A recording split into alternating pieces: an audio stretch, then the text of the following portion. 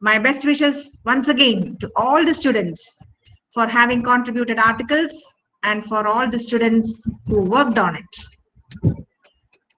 My words of appreciation also to the head of the department, Ms. Soumya John, for the immense care and concern she has to each and every student and the faculty member of the department. I always appreciate the manner in which she describes the students as well as other teachers of the Communicative English department.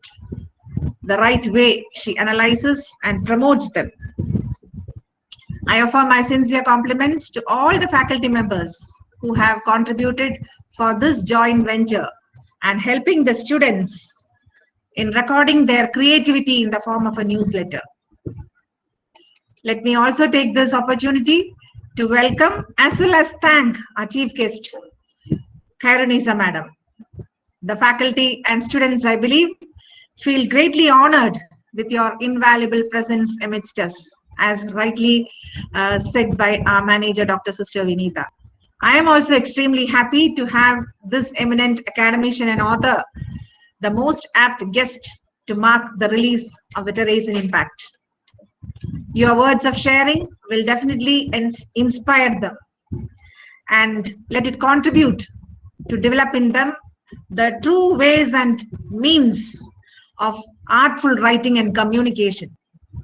On behalf of St. Teresa's College, I extend to you, dear madam, our sincere compliments and best wishes for all your future endeavors and to keep excelling in your career.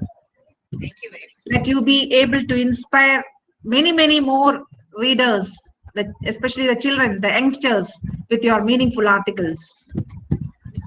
As I conclude, my best wishes to all the students and teachers of the department for all their future programs, and as well as to the students, especially the outgoing batch of the UG students, to excel in their future plans. And to the first year students of the UG and PG who have not even seen the campus, I wish to say you enjoy these moments and do the best when it is your turn. Let this online function be a memorable event in your student days, in your career. Let the students who have contributed to the creation of this newsletter take this as an opportunity to feel proud, happy, and relaxed.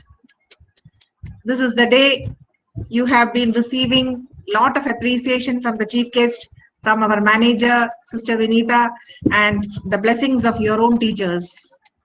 Of course, you have even made your teachers feel proud and happy about this event and your creation. Let you be showered with abundant blessings, all of you, to develop, to nurture your skills in communication for the benefit of the society as well. Thank you all. Thank you. Thank you, Lucy ma'am, for your insightful message. Next, I invite Ms. Soumya John, our dear head of the department and our closest stronghold, to speak a few words. Thank you, Alicia. Respected dignitaries of today's function, Reverend Dr. Sister Vinita, our Provincial Superior and Manager of the College, dear Lucy ma'am, our Principal, the Chief Guest of the day, Ms. Khyrunnisa A., renowned author, academician, and columnist, and my dear colleagues and students. A very pleasant morning to one and all present here, and thank you for joining us on this day. The Department of Communicative English takes great pride in releasing the 14th edition of the biannual college newsletter, Teresian Impact, which is brought out by the second-year students of the department. If you see, Teresian Impact is a platform to share news and concerns of the youth while being a form of social commentary. It also chronicles the events and activities organized in the college.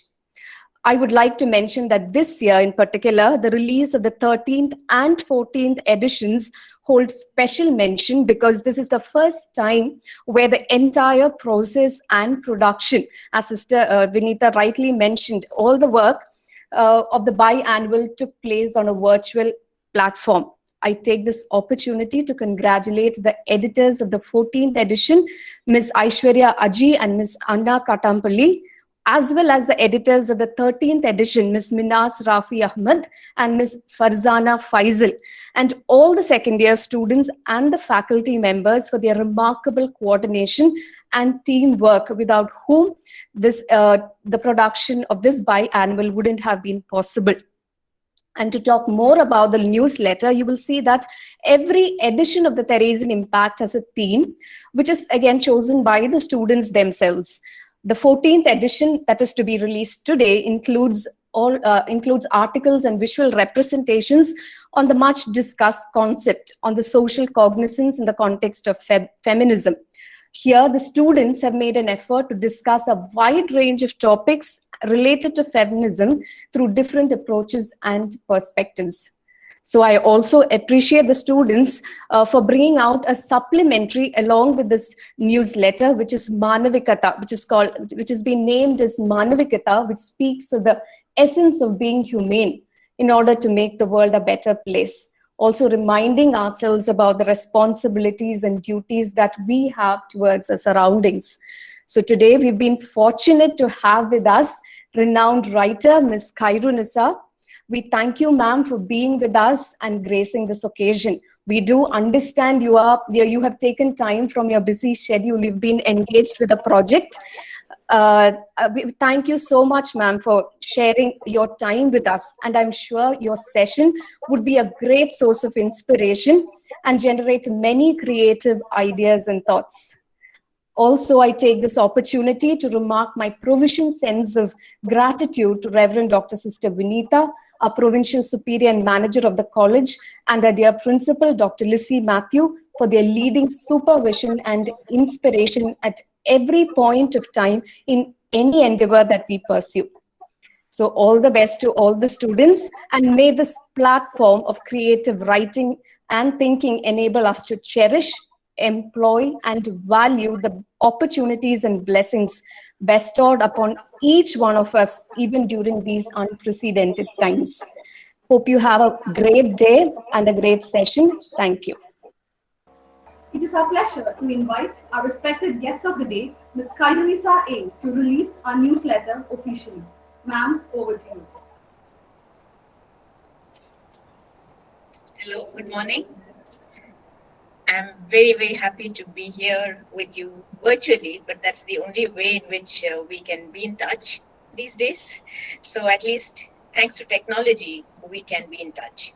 So I'm very happy that I have got this chance to be virtually in St. Teresa's, because St. Teresa's is a college that I have heard about when I was studying, which would be, you would say, a century back. But even then, it was a college that was, I studied in All Saints College. So they used to call All Saints the St. Teresa's of Trivandrum, or St. Teresa's the All Saints of Kochi. I don't know what it is, what came first, the chicken or the egg. But St. Teresa's is always a very prestigious college, and the college that I have always wanted to visit, but I've never had the opportunity of doing that. Now, before, I don't want to spend time doing this. Let me do what I'm supposed to be doing, which is to release your newsletter. Normally, releasing a newsletter means you hold up the newsletter or something happens. So I don't know what to hold up. I hope somebody holds up something there and we can have a formal release. But it is my great pleasure, great joy. I'll tell you what I have to say about your newsletter later when I talk about it.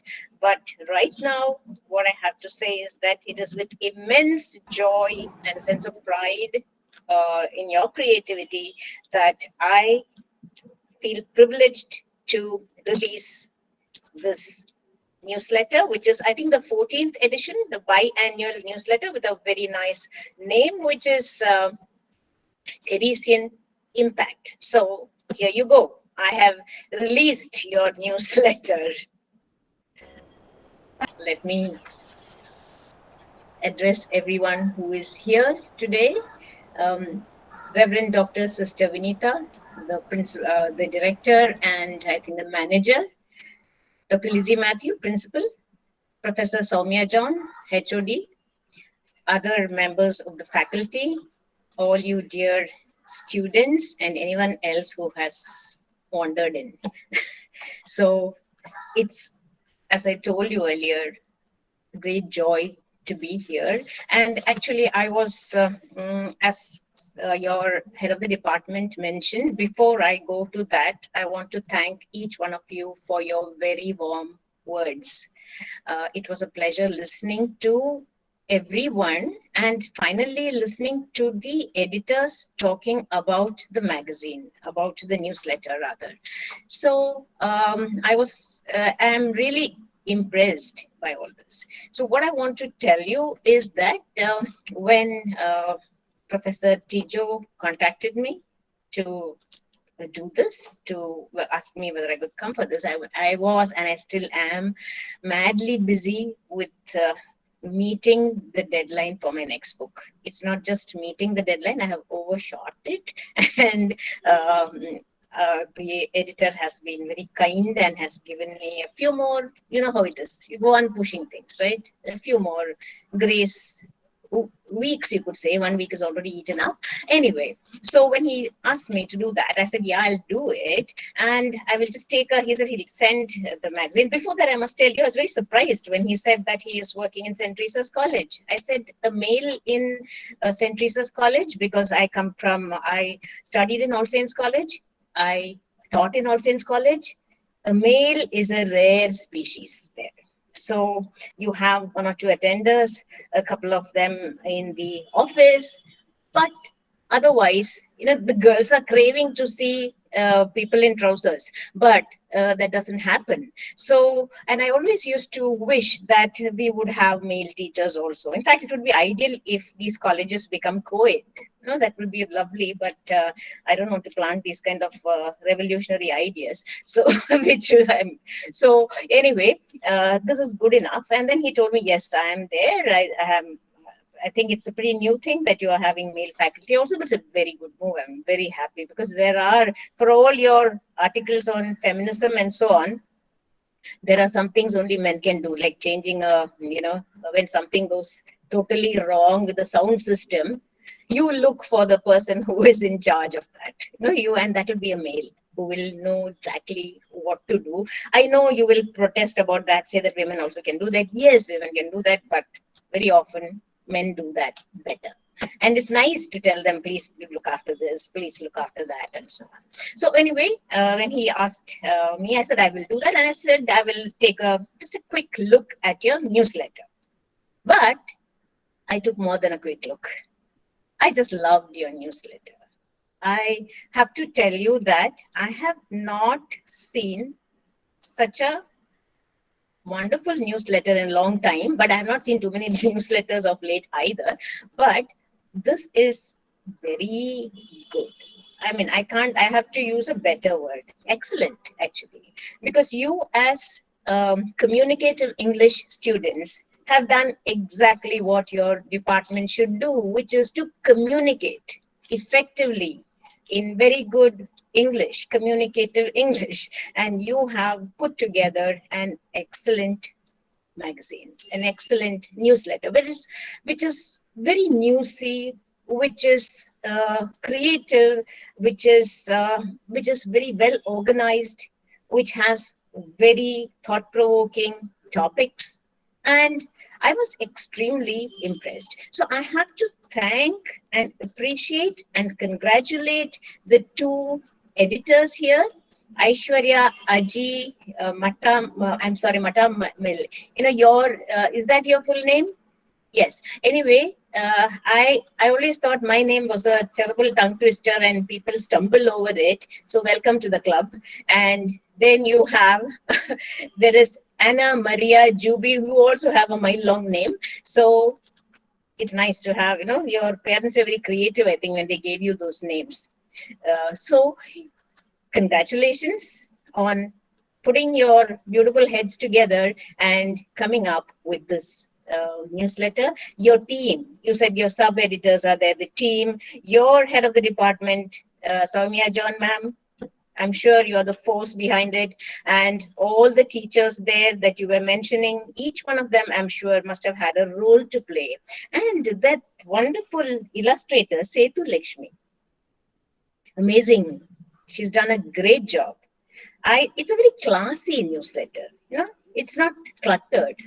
The spacing is perfect. The color scheme is perfect. You don't have too many images. See, now we are so image driven. Wherever you go, you want only images. Images are driving us. But you have resisted the impulse to use too many images. You have this one small, lovely comic strip. You have these sketches here and there. You have a page for photographs. Even that is extremely well done. The placing is wonderful. So I have only appreciation. In fact, what can I tell you? I can't tell you how to improve because you have reached there. It's a wonderful magazine. I would only request the ones who take over from you to keep up the high standards that you all have set for the team, for your college, for your class, for your department, which I think is in charge of this newsletter. Am I right or wrong? Are you in charge always of this newsletter, or does it get passed around? No, we are in charge, ma'am. Always. Of the news. Always, yes. So on the 25th year of your birth, I can say, of the department, it is great that you have come up with such a lovely newsletter, because I'm sure the others were also good. I have not had the privilege or joy of looking through them, but if this is how you have been doing your work, I can only appreciate it. What I liked more was the diverse topics, the kind of things that you have brought in. See, there was this virtual library, and you have this department of Bharatnatyam. I was really amazed. You have an actual department of Bharatnatyam, and then you have real versus real auntie. About do we all need to hate aunties? So actually, in this book of mine called Tongue in Cheek, The Funny Side of Life, I have written a letter about auntie or madam, where it is not about the nosy aunties, but about how when you reach a certain age, you are called auntie. Auntie. So do you like being called an auntie, or would you rather be called madam? And in college, I don't know how it is, but in all science, if you are in the second year, the third year students insist that the second year students call you Chechi. Do you have that? I do not know. So they insist you must be called Chechi. But as they grow older, they don't want to be called Chechi. Then everything changes. So, it's just that kind of a funny piece. Anyway, I liked all the articles, the pink tax, dance for men, feminism, various aspects. What I liked also was the fact that you were looking at it from the male point of view. You were talking about the males also, the abuse of male, how things are lopsided sometimes in favor of the female also, domestic violence, where that you can have men at the receiving end too. And feminism, actually, as your caption, your comic strip said, it means gender equality. That's what we want, because we always believe that you must be equal. I don't know whether you've heard the story of an investigative journalist who went to Afghanistan to look at, to study their culture. And she was appalled to see that women were always walking 10 paces behind the men. So then she asked her guide, why is this happening? Why are the women always walking 10 paces behind the men? So the guide said, that is because they are of a lesser status. So she said, what? She was shocked. How dare this happen? And she was very indignant. The next year, there was violence in Afghanistan, and she went again to cover it. She probably was must have been a UK journalist or something. Anyway, so she went there to cover it, and this time she saw that there was a role reversal. The women were going in front and the men behind. So she thought, my goodness, in 1 year, so much of change. Things have changed completely. The man is walking behind the woman. So she asked her guide again, wonderful, how did this happen? And do you know what his reply was? Landmines. Landmines. So the women are sent forward to step on landmines, and if it bursts, then the males are safe, all right? So again, it is a man's world. It's a black humor joke, actually. But that is how it is. And we know how everything is gender equality is necessary. You find a woman has to be a superwoman. If she's a career woman, she's not. I read in one article the stigma. If you are a career woman, I don't think there's a stigma any longer. If you are a career woman, you only have to be a superwoman. You have to take care of your career. You have to take care of your family. Which is why there is this lady who went to the wishing well and said, I don't want no more. I wish for no housework, no cleaning, no cooking, less work, more pay. And she threw the coin in and poof, she became a man. All right. So that's what happened to her. And that's what you think men, this is what they think men are. Anyway, but things are changing.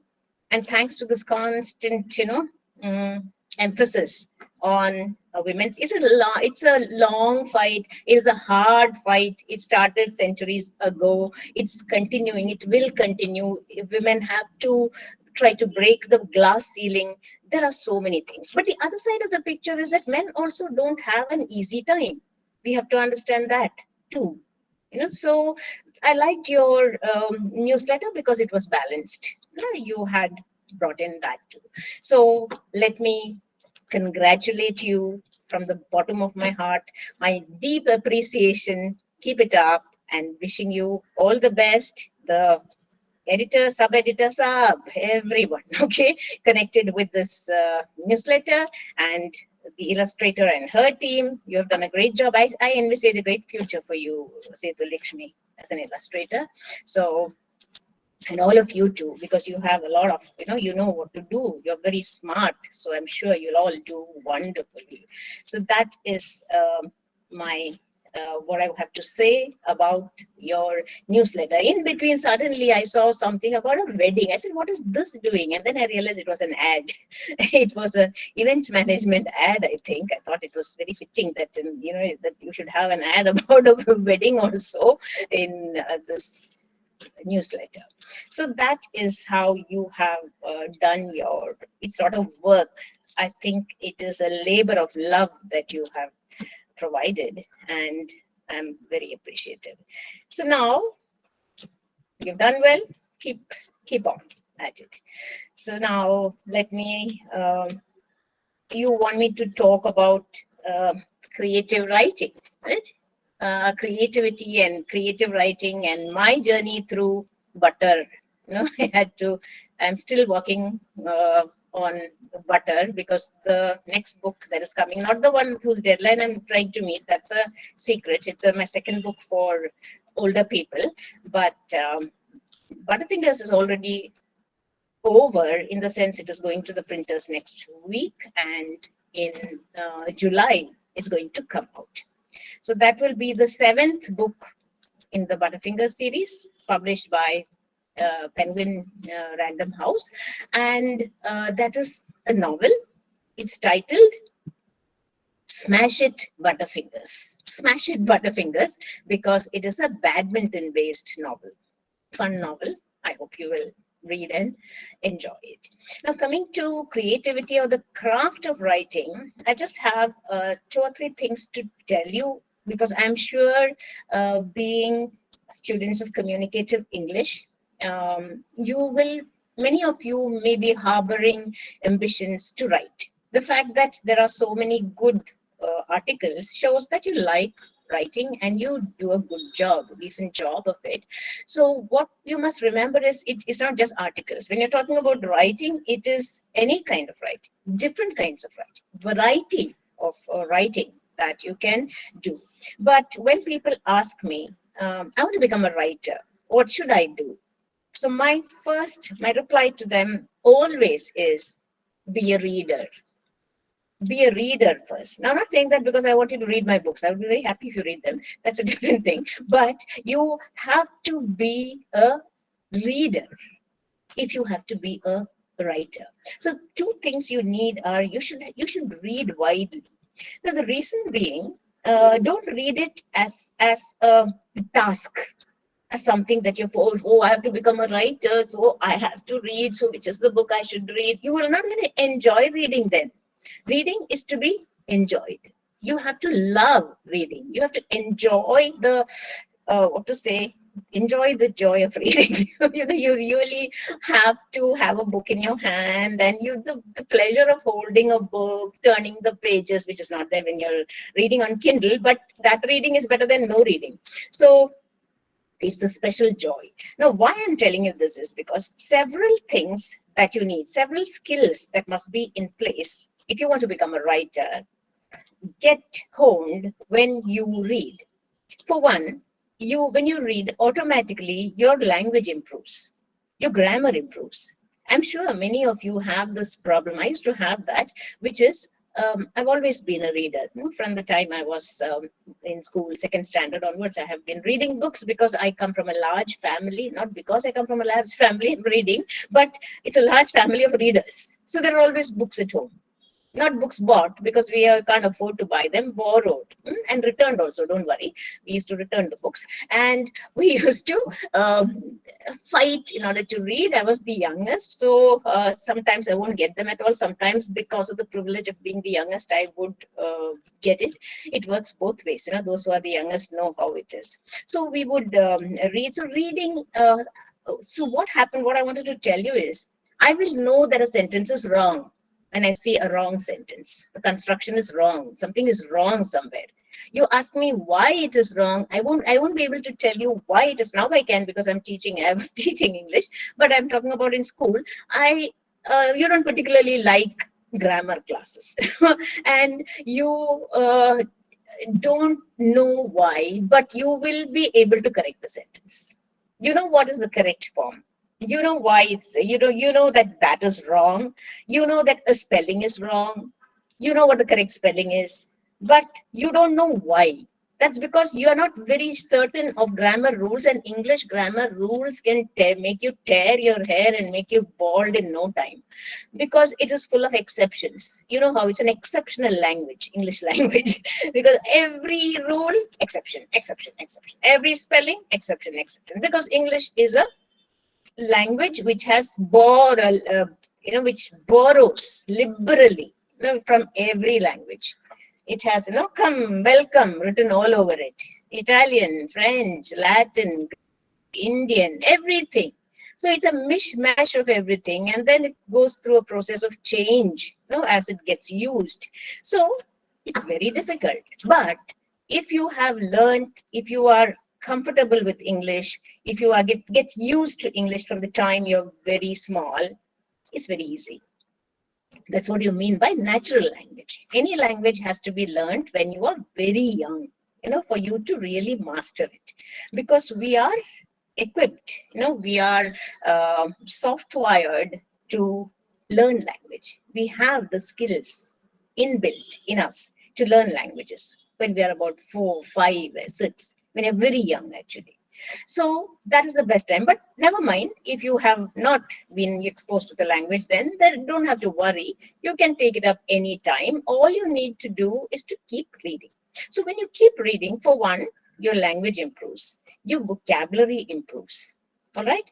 So that is of great help to you, because without you can't write something that is grammatically wrong, which has wrong spelling, where the construction is wrong, where you're giving a different meaning when you mean something else, and expect to become a writer. It's not possible.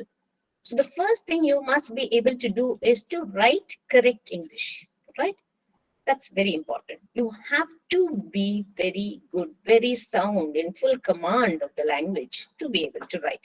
And that can happen not by mugging up rules, not by thinking, oh, I can string a few sentences together, therefore I can become a writer. No, it can't happen that way. No, you have to be, you have to imagine, and you have to write, and you have to put these words in a way that is exciting, interesting, convincing, enjoyable. So many things, a writer has to do. So it's not an easy task at all. So another thing that happens when you read is you have to read widely, as I said. So you don't read only one author that you like. You have this Harry Potter crossword I saw. right? That's because Harry Potter took over everybody's imagination and has not gone away from there and it's still there. So I hope someday you will have a Butterfingers crossword. And see, that's what happens when something becomes hugely popular. So, but if you get stuck in Potter, then you will only want to write a fantasy, a book that is full of magic, fantasy, and so on. So you are not actually exploring your originality. You're borrowing somebody else's. That's not what you need to do. Okay, you must think of what you would like to write, which is different. So if you read a wide range of subjects, I mean topics, a wide range of writers, male, female, you have more female writers, a lot of female writers. You don't go by, I'll read only female writers, I'll read only male writers. Sometimes we just read and don't even know who has written the book. So that's how we used to, when we were small, that's what was happening. Very sad for the writer. And then, so once you read very widely, what happens is you understand different styles. You get used to different styles that different writers use. You get used to the way in which different writers introduce the story. You find many new and exciting ways of writing which you did not even know existed. You different points of view, different ways of introducing characters. Sometimes you may not have a character at all. So all that is there. So what I would like you to do is to, if you want to become a writer, you have to read. Then you need to have an imagination. You need to, and to have your imagination, I don't mean you must live in your dream world all the time, but you must be able to imagine. I'm sure Setu Lakshmi is imagining a lot because she's an illustrator, and you have to think up, imagine different. You have to observe. When you keep observing, then you're adding on to your imagination. So that is also very important. All right. So you have to read, you have to use your imagination. And you know what Arnold Bennett says about writing? Apply the seat of your pants to the seat of your chair. All right. What that means is sit tight and write. It's hard work. You don't think that overnight you can become a writer. I am going to become a writer. And you write something. No, it's hard work. Long time it takes to become a writer. And perseverance you need. You need perseverance. You need grit. You need talent, of course. You need skill sometimes more than talent because it's hard work. You have to keep on at it. Don't be dejected if you get rejected.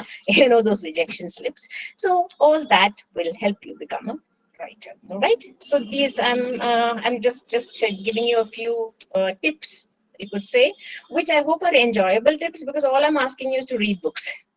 Keep reading and enjoy reading because you must enjoy what you're doing. Even when you're editing a newsletter and when you're reading a newsletter, you must enjoy what you're doing. And once you enjoy something, whatever we enjoy remains in our head. Something that is forced on you goes away once the use is over. But when you do something that you like, when you read something and or your teacher explains in a very interesting way, it sticks in your head. So all this will help. So your mind is something like a melting pot. It's a stock pot of all these things. It is like this writer, that writer, this one, that one, that one. Everything is there in your head, in a muddled way. But at the right time, the right thing will come out. The right instruction will be there. The right hint will bring out the right idea. You know how it is. You won't even know, how did I think of that? I haven't thought of something for such a long time. So it's a very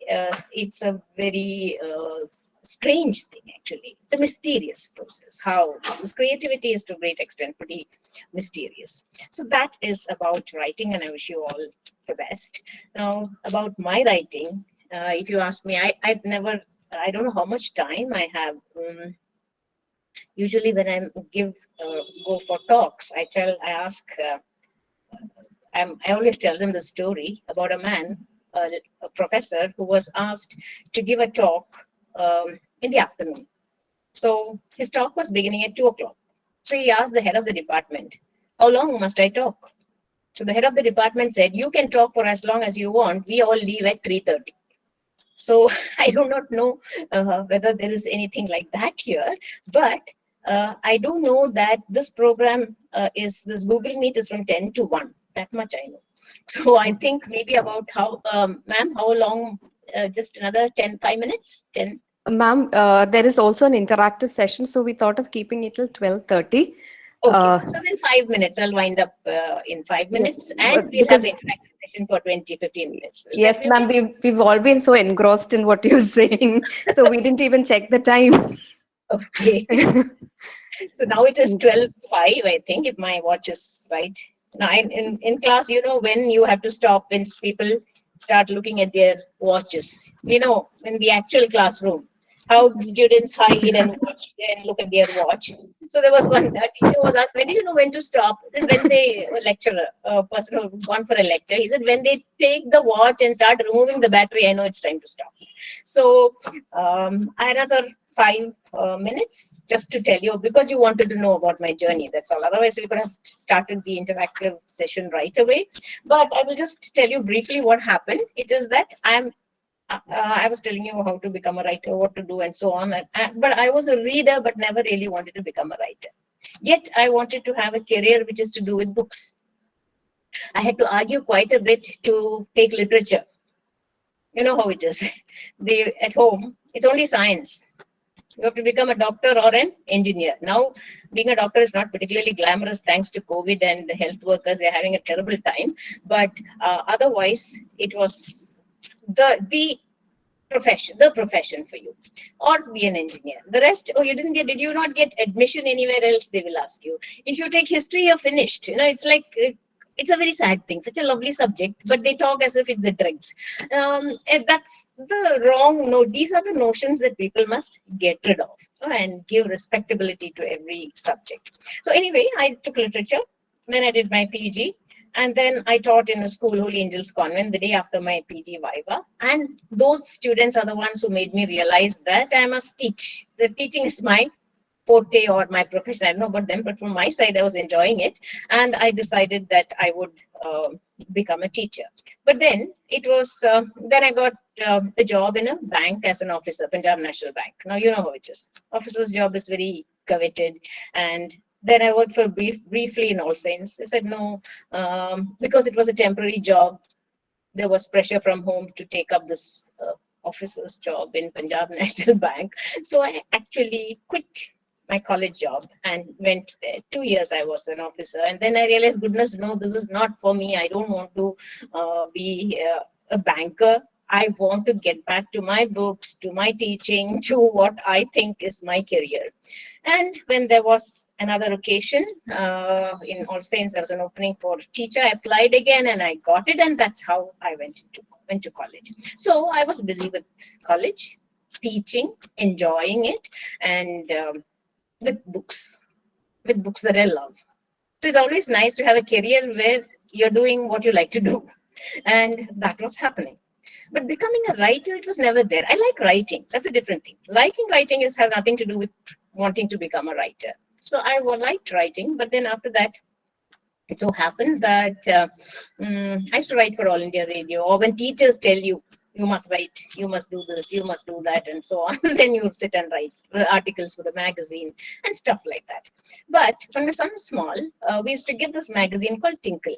You're all familiar with Tinkle. And they had called for stories from adult writers of children's fiction. And I thought, okay, I'm adult enough. Let me try my hand at writing a children's fiction. And I decided I thought up a story. Just like that, for a lark, I just sent an entry. That story was Butterfingers. So when I sent that story, I did have a few things in my head when I sent it, because I might tell you, I sent it for a lark. I sent it just like that. But when I'm sending an entry, I would like it to be pretty good. So I thought it should be different from what other people probably are sending.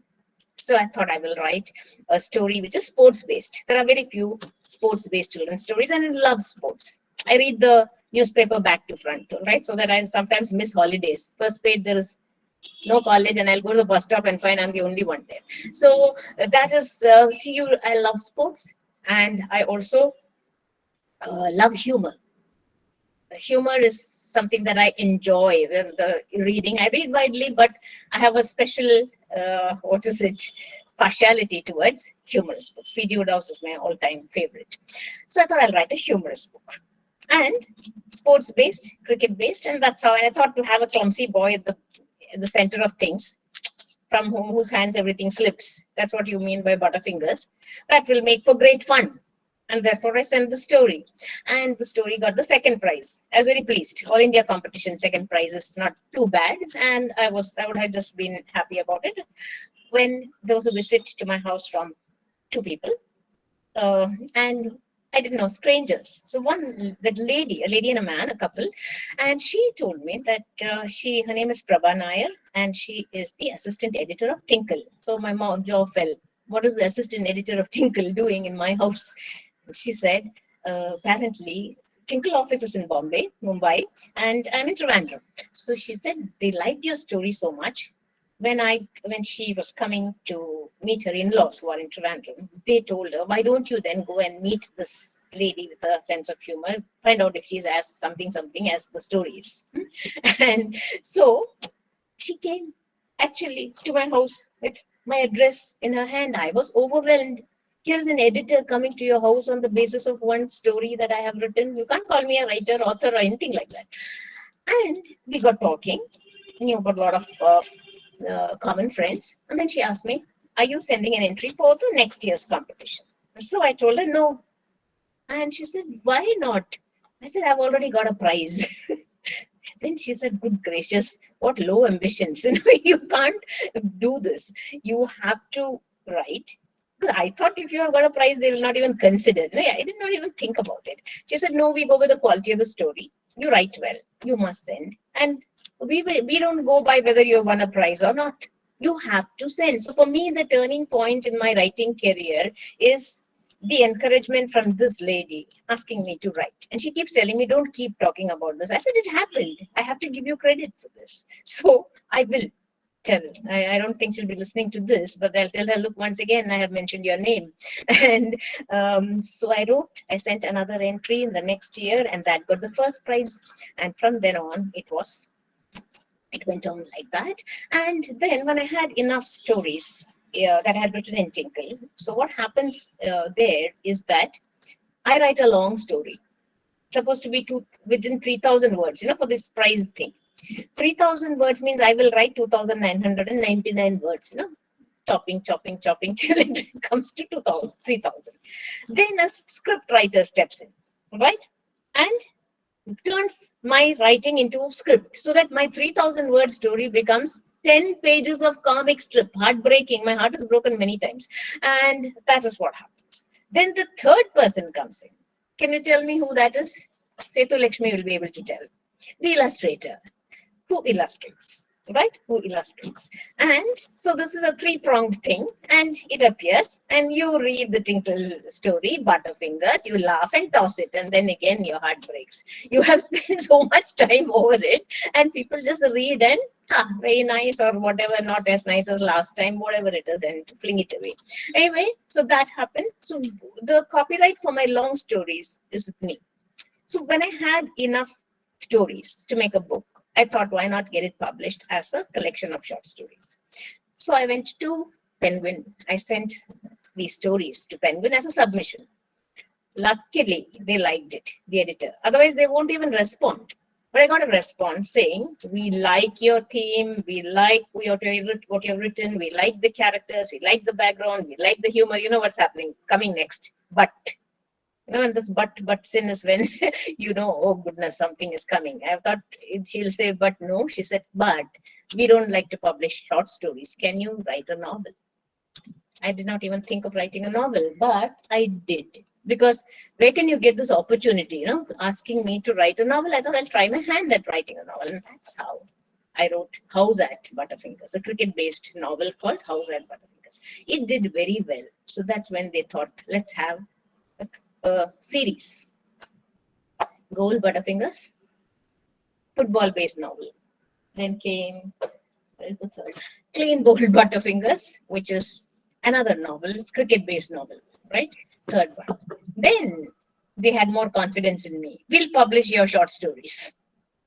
And we came up with this collection of short stories. But the first is a novella. It's a fun novella. US literature students will enjoy it. Ghosts at Green Park, where Amar and his friends write a play, a Shakespearean play, just 400 years after Shakespeare's death. To commemorate that, they write a play in which they also bring in Sherlock Holmes, which they call The Play is the Thing, the case of Hamnet, Prince of Venice. All right, it's a crazy play and it's a fun play, and there are other stories. The collection of short stories with a novella at the beginning where there is karate, Run, it's Butterfingers again. Then this one, which came out in 2018, of course, it's Butterfingers, where you have a girls versus boys cricket match. You feminists, you must read it. And so that is the Butterfingers, and then the next one is coming out, Smash It Butterfingers. Meanwhile, I was also writing other things, and then we have these stories that came out. One is The Lizard of Oz and other stories, animal stories, where I'm batting for tiny animals that you consider pests. You have flies, mosquitoes, they are all my heroes, all right? But if a mosquito sits on my cheek now, I'll kill it. But still, in my book, a mosquito is a hero. And there are also fun stories, followed by my first book for adults, Tongue in Cheek, The Funny Side of Life, which is doing very well. I'm sure you will enjoy that. And then came, okay, The Crocodile Who Ate Butter Chicken for Breakfast and other stories, also animal stories. And then this year in February, this book came out. It's a novella. It's 120 pages. Baby and Dub Dub, about a boy who wants a dog and his parents oblige him by giving him a sister. But anyway, and they also give him a dog, right? So the dog comes first. The boy and the dog are great friends, and then comes this pest of a sister. So will the equation change? What's going to happen? That is what that story is about. All right. So I think it's time for me. I'm very happy to have been with you to talk to you, and thank you for listening to me or not listening. I don't know. Being a teacher, I know that attention span is how short the attention span is, but I'm very happy to have been here with you. Thank you very much, all of you. And it was such a joy interacting with you and talking to you for some time. And my request to you is keep reading, keep enjoying reading, and keep writing also, and wishing you all the best. Thank you very much.